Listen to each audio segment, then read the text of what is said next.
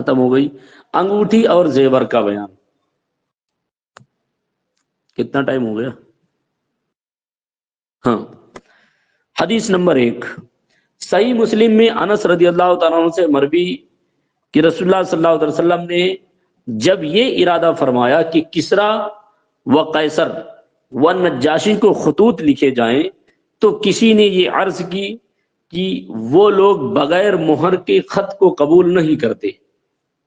یعنی جب شروع میں اسلام کی دعوت دینے کا وقت تھا، ہر جگہ اسلام کے خطوط بھیجے جاتے تھے. حضور صلی اللہ علیہ وسلم نے یعنی جب اسلام کا اولین دور تھا، اولین نہیں شاید کہ ثانوی دور ہوگا، کہ اب لوگوں تک کیا کہتے ہیں اسلام کی دعوت بادشاہوں تک، دیگر ممالک تک پہنچائی جائے، تو وہی پلان چل رہا تھا. تب لوگوں نے کہا حضور قیصر و کسریٰ اور نجاشی وغیرہ کے جو بادشاہ ہیں یہ لوگ بغیر مہر کیے ہوئے کوئی بھی لیٹر قبول نہیں کرتے، بلکہ مہر لگانا پڑتا ہے اس میں.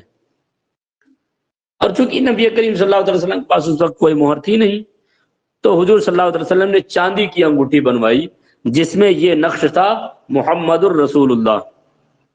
سمجھ رہے ہیں؟ یہ لکھا تھا اس انگوٹھی پہ. امام بخاری کی روایت میں ہے کہ انگوٹھی کا نقش 3 سطر میں تھا. 3 سطر میں، ایک سطر میں محمد، دوسری میں رسول، تیسری میں اللہ لکھا تھا. حدیث نمبر، اور یہی مہر تھی. جیسے ابھی ہم لوگ اپنی اپنی مہر بنائیں گے، سمجھ رہے ہیں نا؟ ویلفیئر سوسائٹی مہر، دارالعلوم علی حسن مہر، اجمیری مسجد.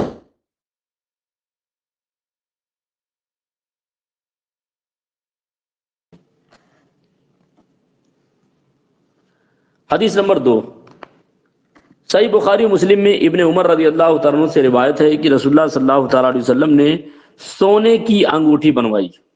سونے کی انگوٹھی بنوائی، یہ ایک روایت ہے. اور ایک روایت میں ہے کہ اس کو دہنے ہاتھ میں پہنا، پھر اس کو پھینک دیا، اور چاندی کی انگوٹھی بنوائی جس میں یہ نقش تھا محمد الرسول اللہ، اور یہ فرمایا کوئی شخص میری انگوٹھی کے نقش کے موافق اپنی انگوٹھی میں نقش کندہ نہ کرائے. اور حضور صلی اللہ تعالی علیہ وسلم جب انگوٹھی پہنتے تو نگینہ ہتھیلی کی طرف ہوتا تھا. نگینہ ہتھیلی کی طرف ہوتا تھا. صحیح بخاری میں انس رضی اللہ تعالیٰ عنہ سے مروی ہے کہ رسول اللہ صلی اللہ علیہ وسلم نے انگوٹھی چاندی کی تھی. رسول اللہ صلی اللہ علیہ وسلم کی انگوٹھی چاندی کی تھی اور اس کا نگینہ بھی تھا. حدیث نمبر 4 صحیح بخاری مسلم میں انہی سے روایت کی رسول اللہ صلی اللہ علیہ وسلم نے دہنے ہاتھ میں چاندی کی انگوٹھی پہنی اور اس کا نگینہ حبشی ساخت کا تھا اور نگینہ ہتھیلی کی جانب تھا. حدیث نمبر 5 مسلم کی روایت انہی سے ہے کہ رسول اللہ صلی اللہ علیہ وسلم کی انگوٹھی اس انگلی میں تھی یعنی بائیں ہاتھ کی چھنگلیاں میں. حدیث نمبر 6 صحیح مسلم میں حضرت علی رضی اللہ عنہ سے مروی کہ رسول اللہ صلی اللہ علیہ وسلم نے اس میں یعنی بیچ والی میں یا کلمہ کی انگلی میں انگوٹھی پہننے سے منع فرمایا ہے. نہ یعنی کہ نہ تو آپ بیچ والی انگلی میں انگوٹھی پہنے، نہ کلمے والی انگلی میں. حدیث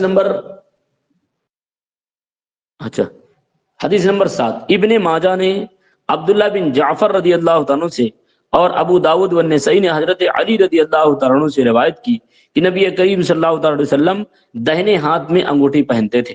اور ابو داود نے ابن عمر سے روایت کی کہ بائیں ہاتھ میں پہنتے تھے. اب دیکھو اوپر کی جو حدیث نمبر 6 گزری ہے، جہاں تک میرے سمجھ میں آ رہا ہے، حضور صلی اللہ تعالی وسلم نے بیچ والی انگلی میں یا کلمے والی انگلی میں انگوٹھی پہننے سے کیوں منع فرمایا ہے؟ تو کیا سمجھ سکتے ہیں آپ لوگ؟ کیونکہ کیا کہتے ہیں بیچ والی انگلی میں کہیں ایسا ہو سکتا ہے، اور عموماً چونکہ بائیں ہاتھ میں انگوٹھی پہنی جاتی ہے، ہو سکتا ہے استنجا وغیرہ کرنے میں اس میں کچھ گندگی رہ جائے اور جو کہ بعد میں کیا کہتے ہیں نقصان کا باعث رہے، یا آپ کے پاکی میں خلل واقع ہو. کیونکہ صفائی میں وہی انگلیاں جو بڑی والی انگلیاں ہوتی وہی پیش ہوتی ہے. ان دونوں حدیثوں سے معلوم ہوتا ہے کہ کبھی دہنے میں پہنی اور کبھی بائیں میں، مگر بیہقی نے کہا کہ دہنے ہاتھ میں انگوٹھی پہننا منسوخ ہے. حدیث نمبر 8 ابو داود والنسائی نے حضرت علی رضی اللہ عنہ سے روایت کی کہ رسول اللہ صلی اللہ علیہ وسلم نے دہنے ہاتھ میں ریشم لیا اور بائیں ہاتھ میں سونا، پھر یہ فرمایا کہ یہ دونوں چیزیں میری امت کے مردوں پر حرام ہیں۔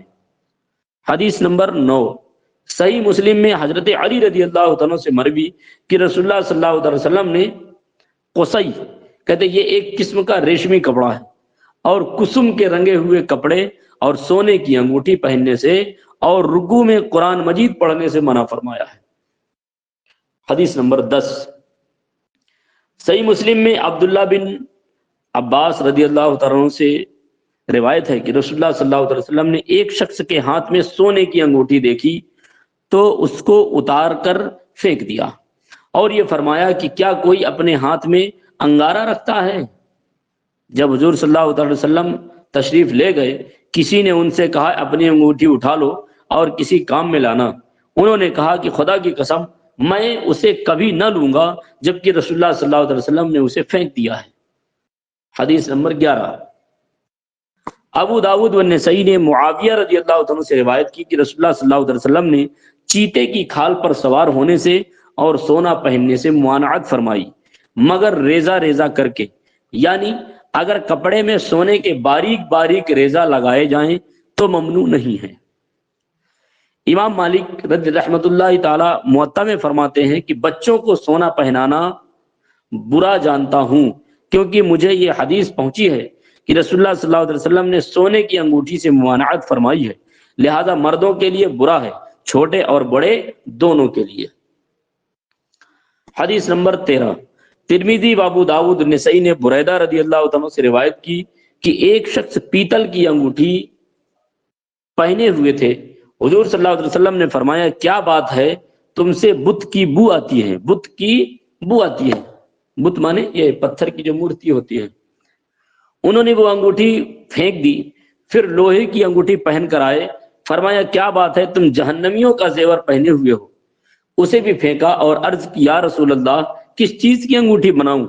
فرمایا چاندی کی بناؤ اور ایک مسکال پورا نہ کرو، یعنی 4.5 ماشا سے کم کی ہو۔ ترمذی کی روایت میں ہے کہ لوہے کے بعد سونے کی انگوٹھی پہن کر آئے تھے، حضور صلی اللہ علیہ وسلم نے فرمایا کیا بات ہے تم کو جنتیوں کا زیور پہنے دیکھتا ہوں، یعنی سونا تو اہل جنت میں پہنیں گے۔ حدیث نمبر 14، ابو داود نسائی نے عبداللہ بن مسعود رضی اللہ عنہ سے روایت کی کہ نبی کریم صلی اللہ علیہ وسلم 10 چیزوں کو برا بتاتے تھے۔ حضور صلی اللہ علیہ وسلم 10 چیزوں کو برا بتاتے تھے۔ کون کون سی 10 چیزیں ہیں؟ زری یعنی مرد کو خلوق استعمال کرنا، نہیں زردی مرد کو خلوق استعمال کرنا، کوئی بھی کیا کہتے ہیں جو کلر ہوتے ہیں، پیلے کلر کا یا کیا کہتے ہیں ہلدی کلر کا مرد کو استعمال کرنا، اس سے منع فرمایا حضور صلی اللہ علیہ وسلم نے، یعنی اس کو حضور صلی اللہ علیہ وسلم حضور صلی اللہ علیہ وسلم نے برا بتایا۔ اور خلوق غالباً ابٹن جو ہوتا ہے، جو شادیوں میں مردوں کو لگائے جاتے ہیں، غالباً یہ اس وجہ سے اس کو منع فرمایا گیا کہ کیا کہتے ہیں غیر محرم عورتیں لگاتی تھی، اس وجہ سے منع فرمایا گیا، ورنہ کیا کہتے ہیں صفائی ستھرائی کے لیے لگا سکتے ہیں، کوئی حرج نہیں ہے۔ سفید بالوں میں سیاہ حساب کرنا۔ تیسری چیز ہے تہبند لٹکانا، یعنی ٹخنوں کے نیچے۔ چوتھی چیز ہے سونے کی انگوٹھی پہننا۔ پانچویں چیز ہے بے محل عورت کا زینت کو ظاہر کرنا، یعنی شوہر اور محارم کے سوا دوسروں کے سامنے اظہار زینت کرنا عورتوں کے لیے، یہ بھی حضور صلی اللہ علیہ وسلم نے اس کو برا بتایا ہے۔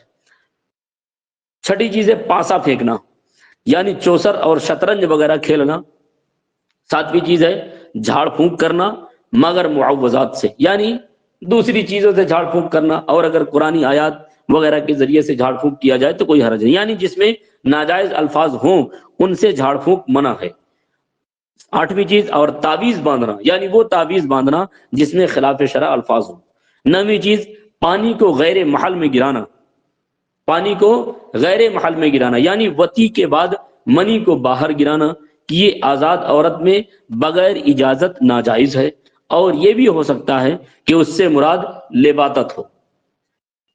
समझ रहे हैं, यानी अपने नुतफे को बर्बाद करना, बल्कि जहां नुतफे को जाना चाहिए, जहां जिस खेती में जाना चाहिए उस खेती में ना गिरा करके आप उसको जाया करें, इसको हुजूर सल्लल्लाहु अलैहि वसल्लम ने बुरा बताया। 10वीं चीज है बच्चा को फासिद कर देना, मगर उस 10वीं को हराम नहीं किया, यानी बच्चा के दूध पीने के जमाने में उसकी मां से वती करना कि अगर वो हामिला हो गई तो बच्चा खराब हो जाएगा। यहीं तक। अच्छा, 2 हदीसें और रह गई। हदीस नंबर 15, अबू दाऊद ने अब्दुल्ला बिन जुबैर रदी अल्लाह तआला से रिवायत की, कहते हैं कि हमारे यहाँ की लौंडी हजरत जुबैर की लड़की को हजरत उमर रदी अल्लाह तआला के पास लाई और उसके पाँव में घुंघरू थे।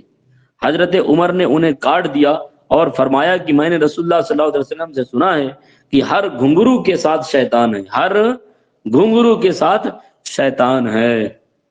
या ऐसा कोई भी चीज आप इस्तेमाल करें जिनमें क्या कहते हैं झुनझुनाहट पैदा हो या थोड़ी सी क्या कहते हैं साज पैदा हो, तो उन तमाम चीजों के लिए ये हदीस फिट होगी जाके।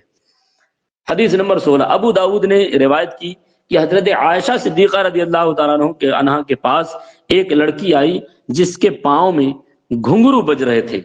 फरमाया इसे मेरे पास न लाना जब तक उसके घुंघरू काट न लेना।